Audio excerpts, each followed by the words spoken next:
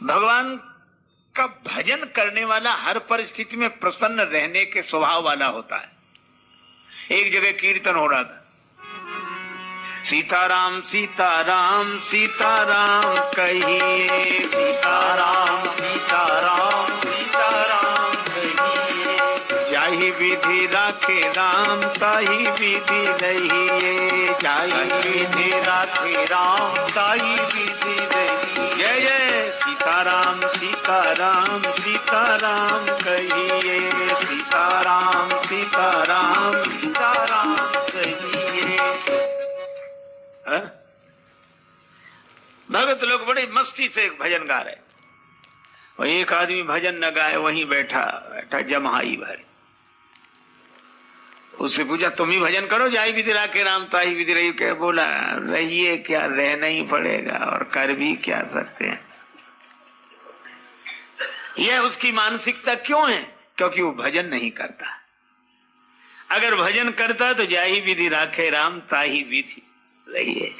देखो, दो तरह के जीव होते हैं। कुछ लोग होते हैं बल्ब की तरह, कमरे में बल्ब लगा है, स्विच ऑन करो जल जाता, ऑफ करो बुझ जाता है, आपके हाथ में ही स्विच है। और एक होता पंखा, सीलिंग फैन, महाराज उसका स्विच ऑफ भी कर दो तो बंद नहीं होता जब तक 10-20 चक्कर न लगा ले। वो चक्कर लगाए बिना बंद नहीं होता। बल्ब तो बंद हो जाता है पर पंखे को बंद होना पड़ता है। अच्छा, चलता भी ऐसे ही है, कभी कभी अटक जाए, स्विच ऑन कर दो फिर भी नहीं चलता। रेलगाड़ी में प्रायः ऐसे दृश्य दिखाई देते हैं, बर्थ का पंखा ही नहीं चलता ऊपर। एक सज्जन मेरे पास आकर खड़े हो गए, बोले महाराज हम क्या, बोले कंघा हो तो दे दो। तो हमने कहा इधर तो कंघा की जरूरत ही नहीं। और हमने कहा कि तुम्हारे पास भी साफ ही है, कंघा की जरूरत तो है नहीं। बाल के लिए ही तो कंघा की जरूरत पड़ती है, और बाल का बवाल है नहीं। कहने लगा नहीं वो बाल नहीं है, वह बात यह है वो पंखा नहीं चल रहा है। तो कंघा ले जाकर फिर उसकी पंखे को ऐसे ऐसे करते हैं, तब जाम पंखा बड़ी मुश्किल से चलता है। तो जो मुश्किल से चले और मुश्किल से बंद हो, तो संसार में जितने देहाभिमानी हैं ये भगवान की इच्छा में अपनी इच्छा नहीं मिलाते। ये मुश्किल से शुरू होते हैं, मुश्किल से बंद होते हैं। और जो भक्त हैं उनकी इच्छा भगवान की इच्छा में मिलाकर वे कहते हैं जाहि विधि राखे राम ताहि विधि रहिए। श्रीमद् भगवत गीता में कहा संतुष्टो येन केनचित्, संतुष्ट है। और देखो मैं आपको बताऊं, संतोष भगवान के भजन से मिलता है। और संतोष है एक, पर 3 शत्रुओं को मिटाता है। 3, एक तो काम को, दूसरा क्रोध को, तीसरे लोभ को। तात 3 अति प्रबल खल, काम क्रोध और लोभ। अच्छा, हमारे यहां महापुरुषों के जीवन चरित्र से भी बड़ा सुंदर संदेश मिलता है। एक महात्मा चित्रकूट में रहते हैं, उनका नाम है अत्रि, महर्षि अत्रि। और अत्रि का क्या अर्थ? आ माने नहीं और त्रि माने 3। जिस जीवन में काम क्रोध लोभ ये तीनों ना हो वही महात्मा, वही अत्रि। अब ये 3 मिटे कैसे? काम कैसे मिटे, क्रोध कैसे मिटे, लोभ कैसे मिटे? देखो, आपने देखा होगा, एक होती तलवार, एक होती कृपाण। तलवार वो जिसमें एक तरफ धार हो, और कृपाण वो जिसमें दोनों तरफ धार हो। उसका नाम ही है कृपा। न इधर कृपा न उधर कृपा, दोनों ही तरफ धार। अच्छा, इधर भी वार करे, इधर भी वार करे, और सामने नोक से वार करे, तो 3 शत्रुओं को पराजित करने वाली ये संतोष ऐसी ही कृपाण है।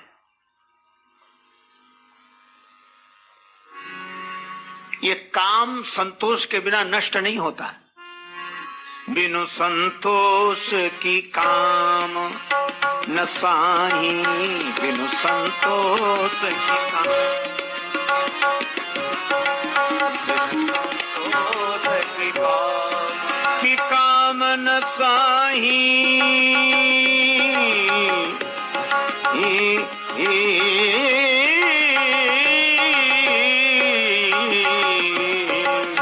बिनु संतोष की काम,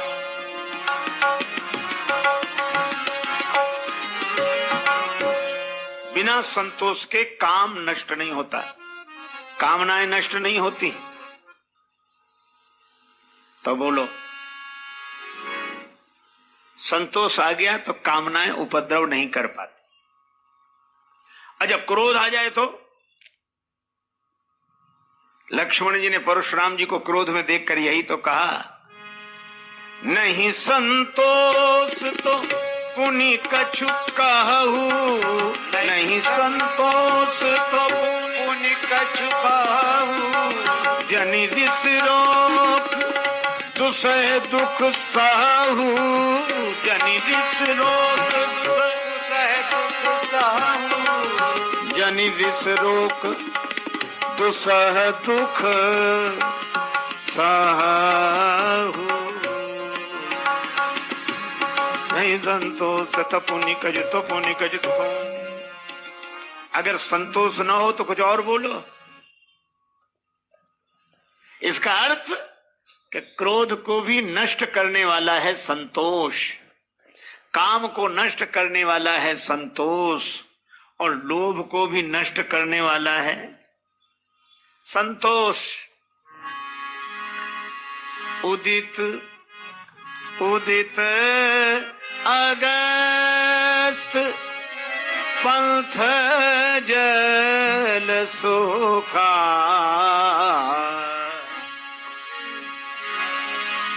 जिमि लोभ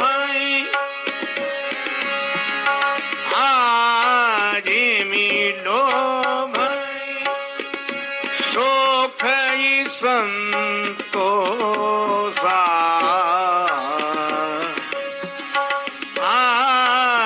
जिमि लोभ।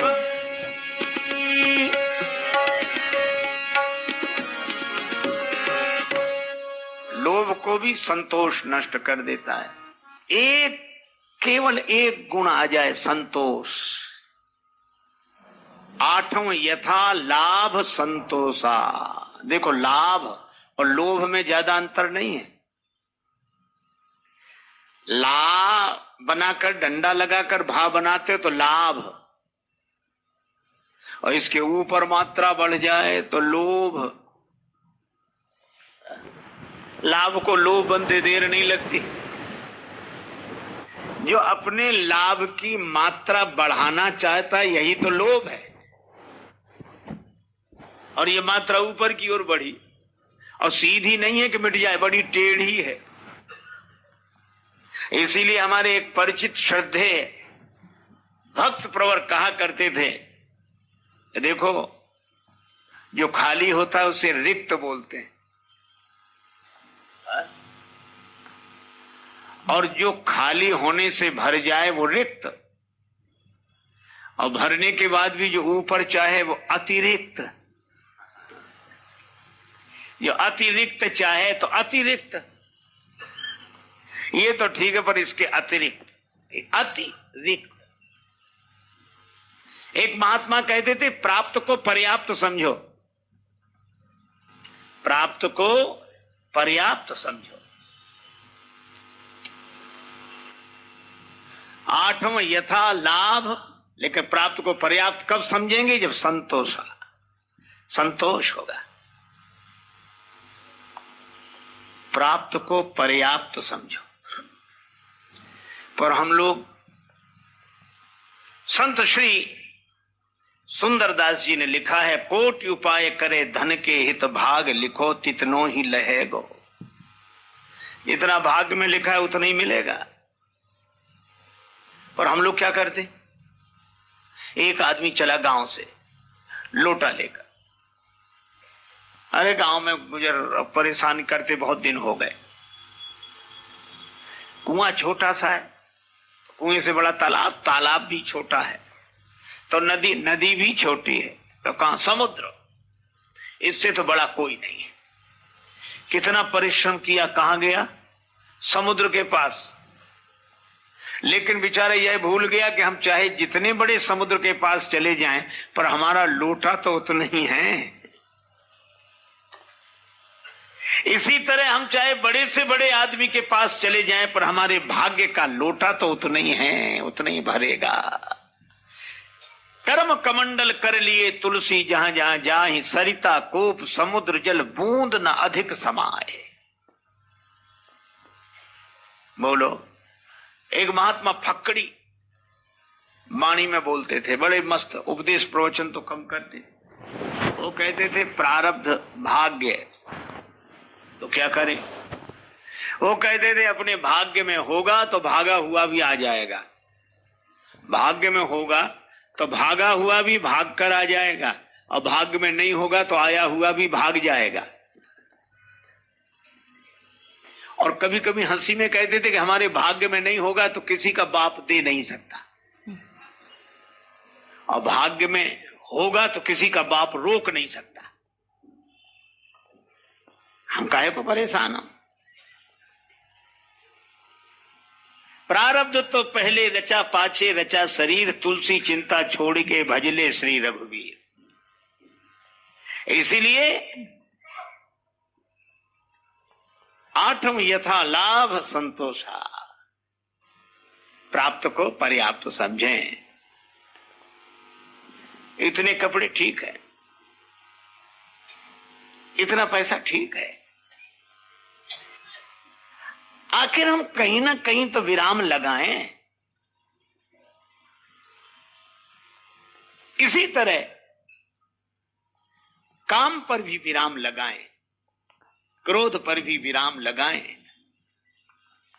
मैं ये नहीं कहता कि क्रोध जरूरी नहीं है, लेकिन आप जानते हैं घर में चूल्हा जलता है, भोजन बनता है, पूरा परिवार चलता है, तो क्रोध की आग में आप परिवार को व्यवस्थित करके चलाएं, पर आग चूल्हे के भीतर हो, पर ऐसा ना हो कि चूल्हे में लगी आग घर में ही लग जाए, वह आग नष्ट कर देगी। अगर चूल्हे में आग नहीं जलेगी तो जीवन नष्ट हो जाएगा। तो व्यवस्था के लिए क्रोध ठीक है, और इसी तरह मैं कहता हूं व्यवस्था के लिए काम ठीक है। काम से सृष्टि का उद्भव है, ठीक है, लेकिन विराम तो लगे, और उसके लिए संतोष। तो मैं आपसे चर्चा कर रहा था, शंकर भगवान कामारी हैं, काम को नष्ट कर दिया। अच्छा, एक अद्भुत बात है, शंकर भगवान एक दिन बैठे थे, किसी ने कहा कि बाबा आप बड़े प्रसन्न रहते हो, पर जितने विरोधी हैं सब आपके पास इकट्ठे हैं। आप देख लो शंकर जी के पास सब इकट्ठे हैं, सब। कैसे? शंकर भगवान का दर्शन करो, जटाओं में गंगा जी, गंगा धवल धार, गंगा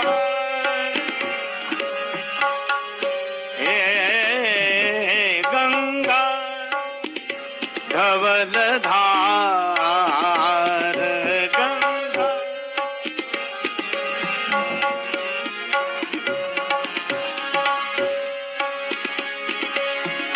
गंगा धवल धार, धवल धार धार गंगा,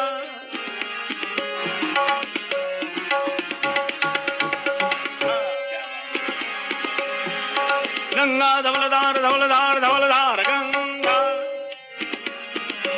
गंगा धवल धार, गंगा धवल धार, गंगा धवल धार, गंगा धवल धार गंगा। जटाओं में गंगा जी, शीतल जलधारा, पर थोड़ा ही नीचे उतरो, तीसरे नेत्र में जल नहीं है, तीसरे नेत्र में ज्वाला, अग्नि निकलती। ये समझ में नहीं आता शिव जी का स्वरूप। सिर पे गंगा जी, अब तीसरे नेत्र में अग्नि ज्वाला। ये शंकर जी जल और ज्वाला के बीच में रहते हैं, जल और ज्वाला के बीच में। माथे पर चंद्रमा, चंद्रमा में अमृत, उसका नाम सुधाकर है। और कंठ में विष, गरल कंठ। ये विष अमृत एक साथ, जल आग एक साथ, आग पानी एक साथ, अमृत और विष एक साथ। और शंकर जी के गले का हार है सांप, इसलिए शिव जी का नाम है पन्नग भूषण। शंकर जी के गले का हार सांप। और शंकर जी के एक पुत्र गणेश जी, उनका वाहन चूहा। चूहा बेचारा डरता रहता है कि शंकर जी के गले का हार कहीं नीचे न उतर आवे, नहीं तो ये नीचे उतरेगा और हम ऊपर जाएंगे। लेकिन आप एक अद्भुत बात देखोगे, गणेश जी के दूसरे पुत्र हैं कार्तिकेय जी, सड़ानंद जी। उनका वाहन मोर। मोर चूहे से कहता तुम डरते क्यों, सांप को उतरने तो दो, हम किस लिए हैं। सांप चूहे को खाने के लिए तैयार, मोर सांप को खाने के लिए तैयार। एक दूसरे को खा जाने वाले इकट्ठे हैं शंकर जी के पास। माता भवानी का वाहन सिंह, सिंहासन। और सबके सिंहासन तो नाम मात्र के हैं, और माता जगदम्बा का तो सिंह पर ही आसन है। तो माता जगदम्बा भवानी दयाने, माता का सिंह पर आसन, सिंह सवारी सिंह। और भगवान शंकर का वाहन बैल। ये शेर और बैल एक साथ, आग पानी एक साथ, विष अमृत एक साथ, शेर बैल एक साथ, सांप चूहा एक साथ, मोर सांप एक साथ। और शंकर जी शरीर में लगाते हैं भभूत, विभूति।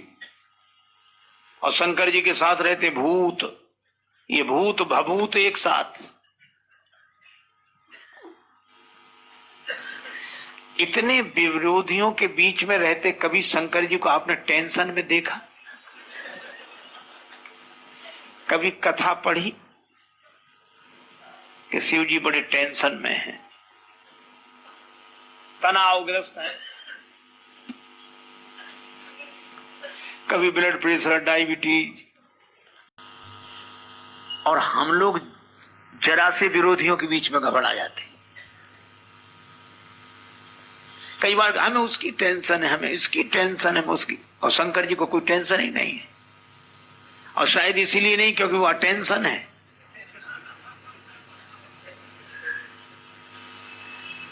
टेंशन माने सावधान, और टेंशन माने तनाव। और हम अगर इसका हिंदी में अर्थ कर दो, आ माने नहीं, टेंशन नहीं। जहां टेंशन ही ना हो वही तो अटेंशन।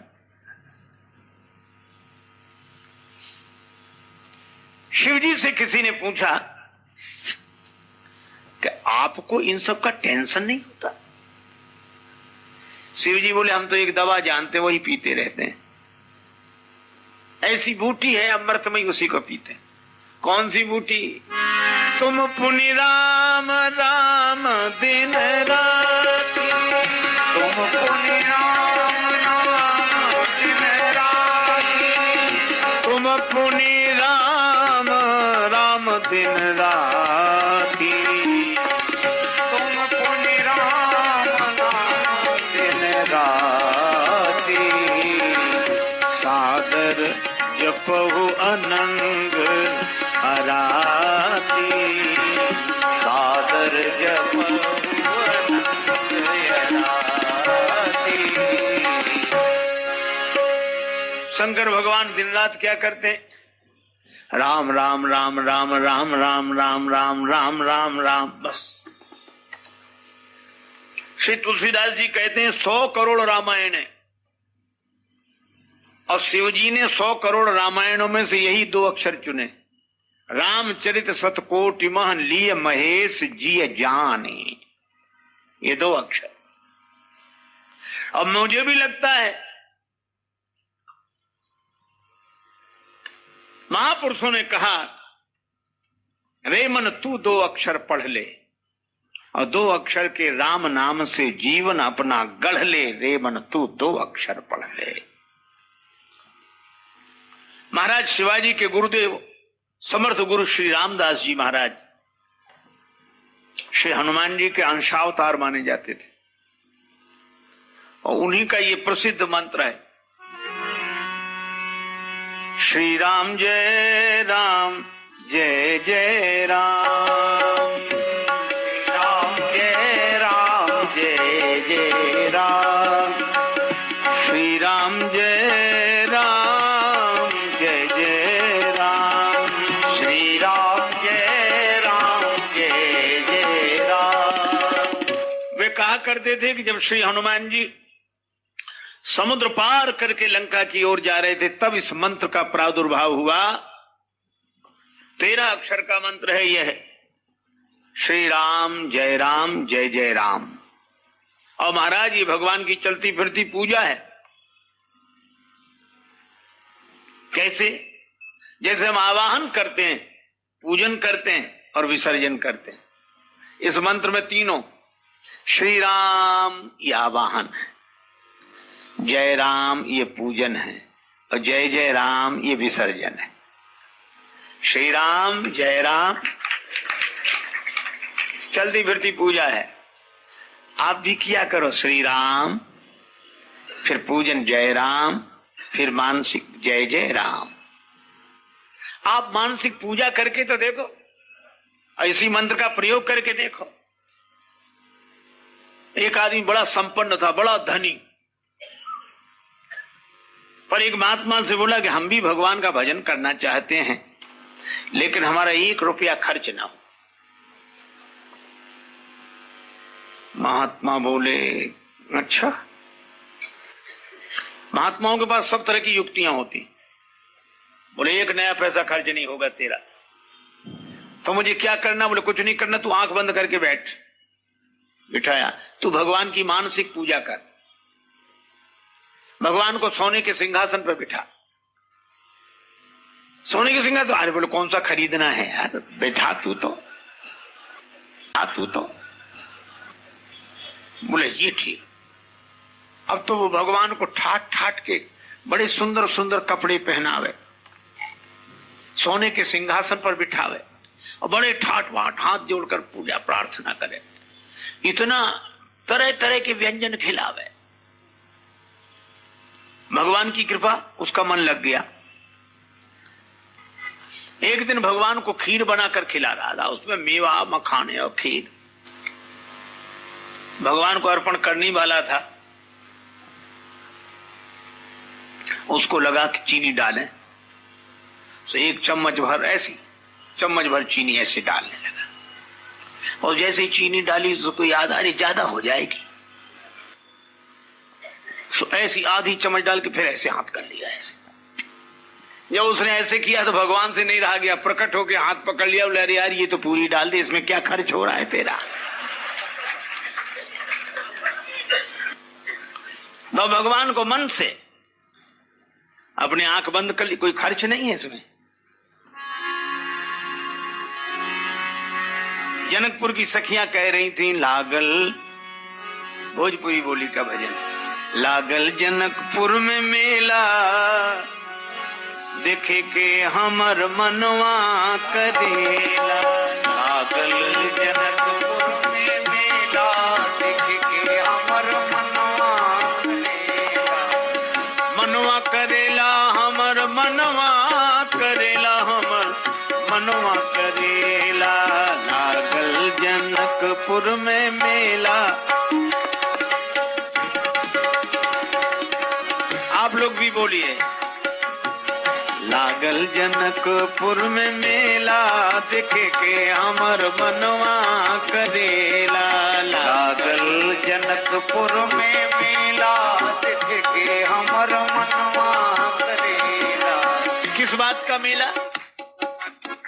राजा जनक जी धनुष प्रण ठाने, राजा जनक जी धनुष प्रण ठाने, जनक जी धनुष प्रण ठाने, कौन वीर तोड़े अकेला दिखे के हमर मनवा करेला, कौन वीर तोड़े अकेला दिखे के हमर मनवा करेला, जय जय मेला दिखे के हमर मनवा करेला, मनवा करेला हमर मनवा करेला, हमर मनवा करेला, जनकपुर में मेला देख के हमर मनवा करेला। अजब कोई धनुष तोड़ने वाले आए हैं, हाँ आए हैं, बड़े बड़े बलवान राजा। दीप दीप के धूप जुड़े, दीप दीप के धूप जुड़े, एक से एक अलबेला दिखे के हमर मनवा करेला, एक से एक अलबेला दिखे के हमर मनवा करेला, लागल जनकपुर में मेला दिखे के हमर मनवा करेला, लागल जनकपुर में मेला दिखे के हमर मनवा करेला। बड़े बड़े राजा लोग आए, लेकिन राजाओं के साथ एक और विचित्र घटना है। क्या? पश्चिम दिशा से एक जोगी बाबा आइले, एक साधु जी आए।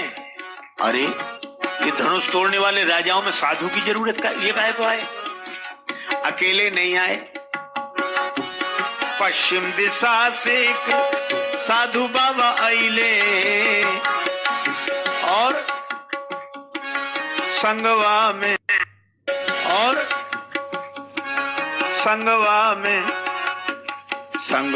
में लाए तू गो चेला दिखे के हमर मनवा करेला, संगवा में लाए तू गो चेला दिखे के हमर मनवा करेला, एक सावर एक सावर एक गौर मनोहर, एक सावर एक गौर मनोहर, देख देख जिया लल चैला दिखे के हमर मनवा करेला, देख जिया लल चैला दिखे के हमर मनवा करेला। अच्छा एक काम करें क्या, चलो फिर दर्शन करा, चलो सखी नैन सुफल करी आवे, सखी नैन सुफल करी आवे, लागे ना इको अधेला दिखे के हमर मनवा करेला, लागे न इको अधेला दिखे के हमर मनवा करेला। अरे चलो दर्शन करा में कुछ नहीं लगेगा। क्यों नहीं लगेगा? अरे मेला लगा दिया है जनक जी ने, और जब जनक जी ने मेला लगा दिया तो भगवान राम पधारे अपने अनुज लक्ष्मण जी के साथ। ये सौंदर्य का धन लुट रहा है जनकपुर में, राम नाम की लूट है, लूट सके तो लूट, अंत काल पछताओगे जब प्राण जाएंगे छूट। सचमुच जनक जी ने मेला लगाया, एक धेला भी खर्च नहीं हो रहा, सब राम जी का दर्शन कर रहे हैं। मैं भी आपसे कहता हूं कि हमारे जीवन में इन संत महापुरुषों ने भगवान का मेला लगा दिया है।